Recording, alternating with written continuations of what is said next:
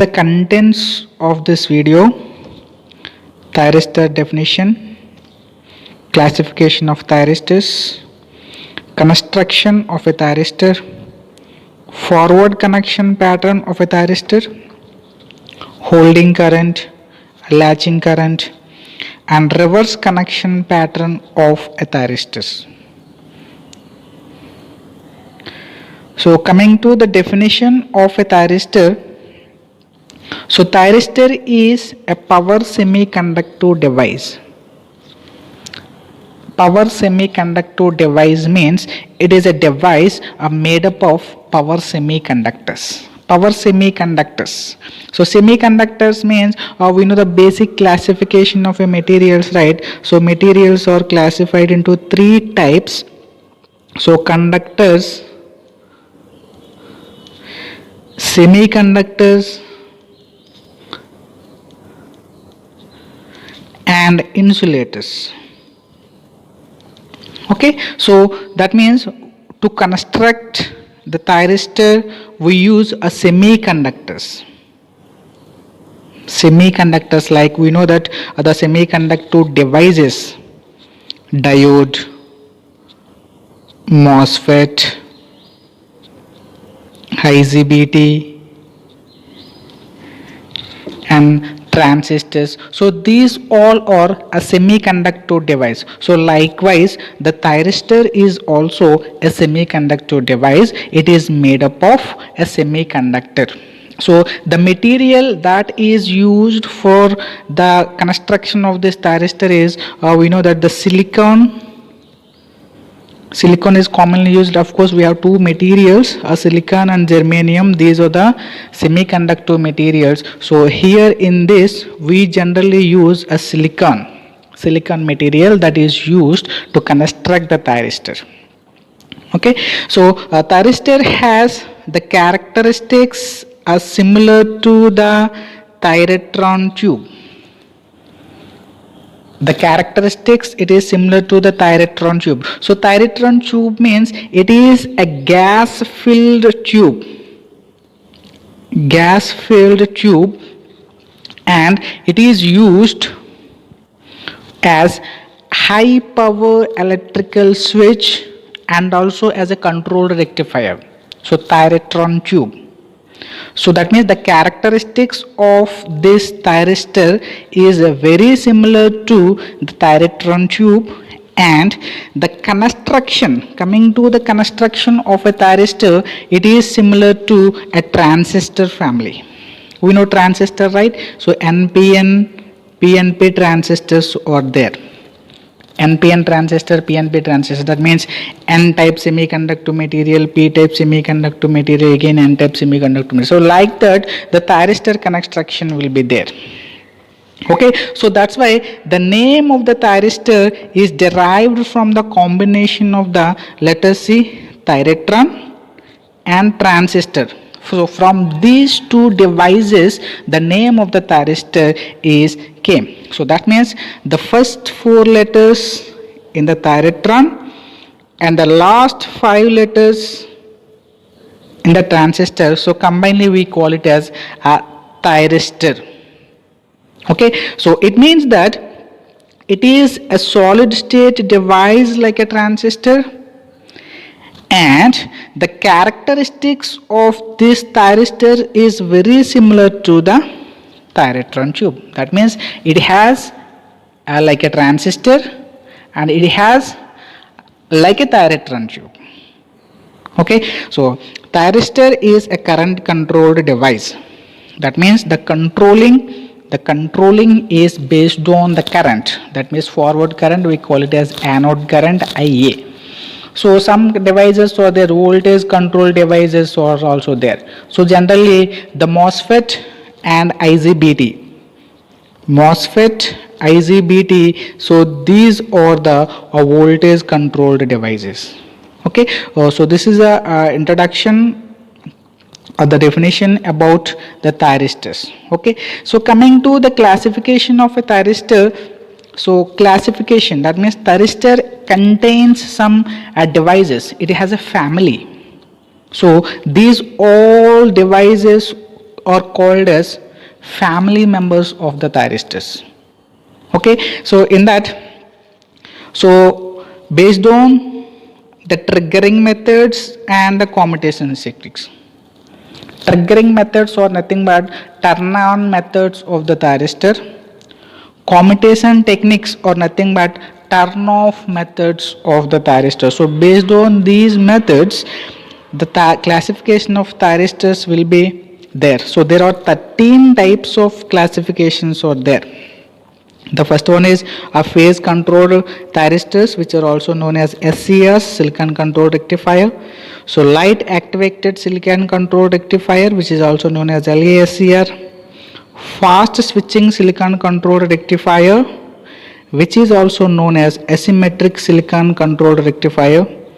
Bidirectional phase control thyristor, which is BCTs. Triacs, bidirectional triode thyristors. RCTs, reverse conducting thyristors. GTOs, gate turn off thyristors. FET CTHs, that means FET controlled thyristors. MTOs, MOS turn off thyristors. MCTs, MOS controlled thyristors. ETOs, emitter turn off thyristors. SITH, static induction thyristor, and IGCT, integrated gate commutated thyristors. So these are the families of a thyristor. So coming to the construction of a thyristor, see, we know that the construction of a thyristor is very similar to the transistor, NPN, PNP, like that. That means NPN transistor and PNP transistor. That means if you combine NPN transistor and PNP transistor, then also a thyristor will be formed. That is called as two transistor analogy. So that is the one way to construct the thyristor. And here the thyristor has 4 layers. It has 4 layers. This is P-type semiconductor, N-type semiconductor, P-type semiconductor, and again N-type semiconductor material. We know that the P-type and N-type semiconductor materials are formed by the process called doping.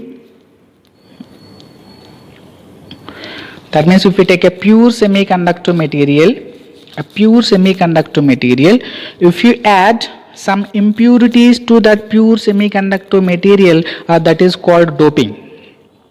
Okay, so if you add a trivalent material, then we called a P-type semiconductor will be formed. If you add pentavalent material, then N-type semiconductors will be formed. Okay, so this is the 4 layers. So P-type, N-type, P-type, and again N-type. Okay, and the thyristor has 3 terminals: anode, cathode, gate. See, this is the circuit symbol of a thyristor. This is the anode terminal, this is the cathode terminal, and this is the gate. Okay, see, in the construction, this is the gate.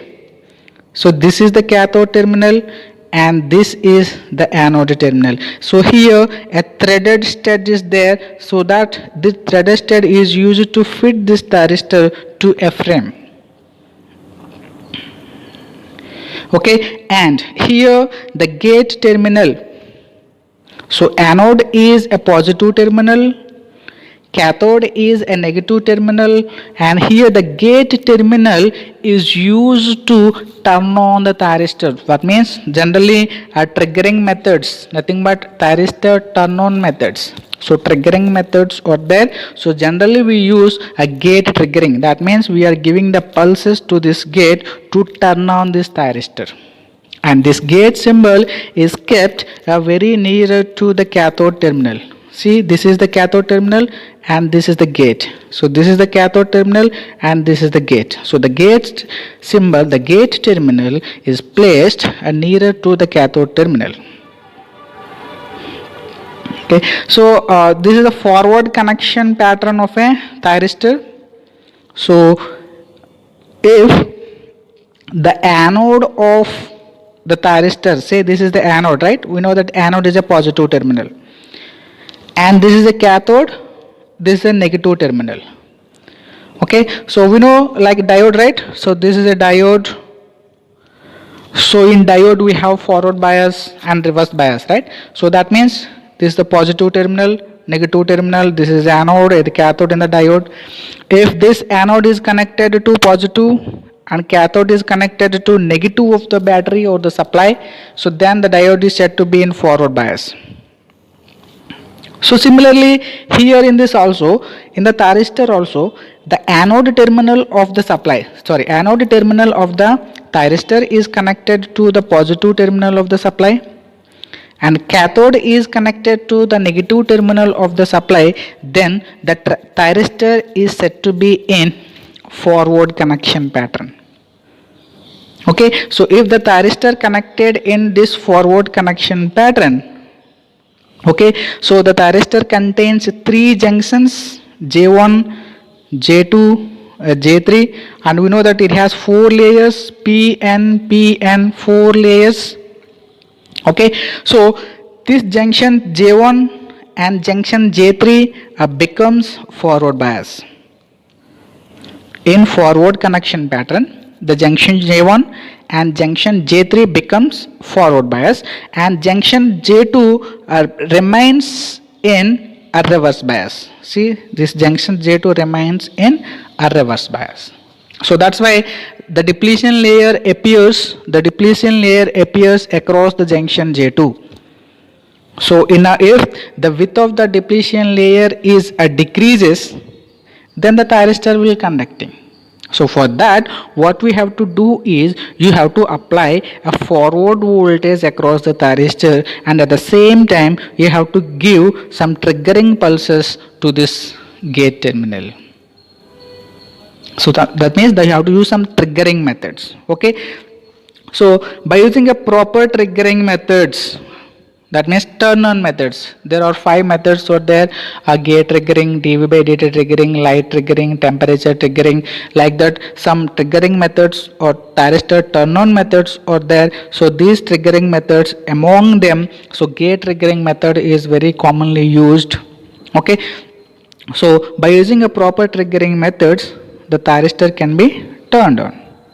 So thyristor is said to be in on state at the condition thyristor start conducting the forward current or anode current. So whenever the thyristor is conducting, there the anode current will start flowing through the thyristor. Okay, so this is the latching current. So this latching current is associated during the process of turn on the thyristor. Turn on the thyristor. If you see in the previous slide, see here it has 2 modes of operation in forward connection pattern. 2 modes of operation. The first one is forward blocking mode, and the second one is a forward conduction mode. That means if the thyristor is connected in forward connection pattern, the thyristor doesn't conduct. You have to apply the forward voltage, and at the same time you have to apply some triggering methods. So then only the thyristor will be conducting. So that means in the first case it is called as forward blocking mode. Even though it is connected in forward connection, the thyristor doesn't conduct. So once you are applied to the gate triggering or triggering methods, then the thyristor will be conducting. Then the mode of the thyristor is called as forward conduction mode. Forward blocking mode is nothing but off state, off condition of the thyristor. Forward conduction mode is nothing but on condition, on state of the thyristor. Okay, so that means while a transition from this forward blocking mode to forward conduction mode, a minimum value of this anode current is required.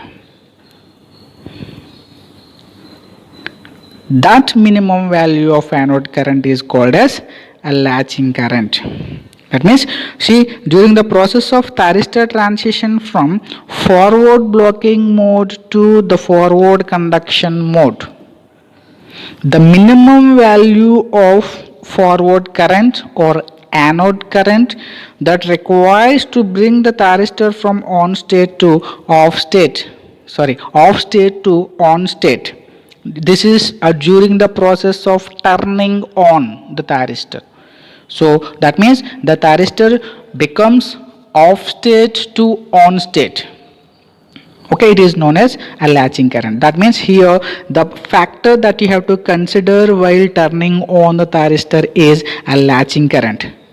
The forward current or the thyristor current must be equal or greater than this latching current, so then only the thyristor will be conducting. So next, holding current. So this is during the process of turn off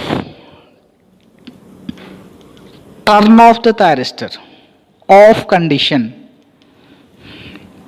So that means off condition means you have to transition the thyristor from forward conduction to forward blocking. That means on state to off state. Then what you have to do, again you have to reduce the current. So that's why the thyristor is called as current controlled device. It is completely depending upon the current. Again, if you reduce the current of the thyristor, that means anode current IA to a value below the holding current, then the thyristor will be turned off. See, in the process of thyristor transition from forward conduction to forward blocking state, the minimum value of forward current that requires to bring the thyristor from on state to off state is known as holding current. Okay, so you should remember one thing, that the holding current is always less than the latching current. Okay, of course we can explain the better by using VI characteristics of a thyristor. So reverse connection pattern of the thyristor. Reverse connection, that means reverse condition. So that means anode should be connected to the negative terminal of the supply, cathode should be connected to the positive terminal of the supply. So then the thyristor is said to be in a reverse connection pattern of the thyristor. So in this reverse connection pattern, the thyristor doesn't conduct. So once you connect like this, the junction J2 becomes forward bias. Here 3 junctions are there. So the junction J2 becomes forward bias, and the junctions J1 and J3 always remains in reverse bias. Okay, so in reverse bias, we have only one mode of operation, that is reverse blocking mode only. A reverse blocking mode. Okay, so in this reverse bias, the thyristor always remains in off condition. So the thyristor is said to be in off state at the condition the value of forward current IA of the thyristor is 0. Okay, so here we have to neglect the leakage currents also. Okay, so this is a reverse connection pattern of the thyristor.